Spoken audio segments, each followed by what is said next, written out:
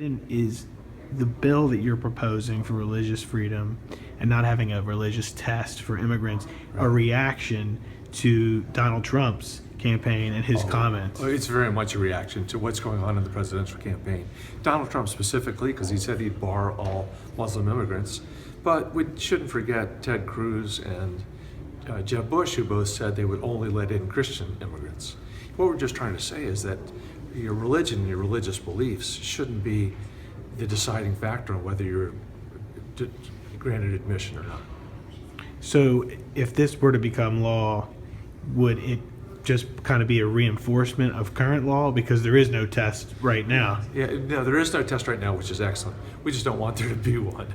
And so some would say that today it's redundant, but based on the rhetoric of the campaigns, it's a forward-looking way of just trying to cut off this debate. Now, if we don't have any ban or any cutback on visas that are issued in countries that have a terrorist problem, like Syria, for example, or Iraq or Iran, how do we deal with the security aspect and at the same time not have any sort of ban or cutback on visas? Well, we've done it successfully so far. I mean, since 9/11, we've taken something like over 700,000 immigrants, and not a single one's been arrested in this country for an act of terror.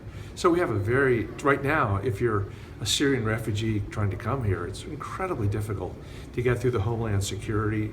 They have to do, it's up to a 2-year wait. Mm-hmm. So what we don't want is to say, you're a Muslim from Syria. No. Let's go through the process, and if they've earned the right to come in, then fine, we should let them in. Mm-hmm.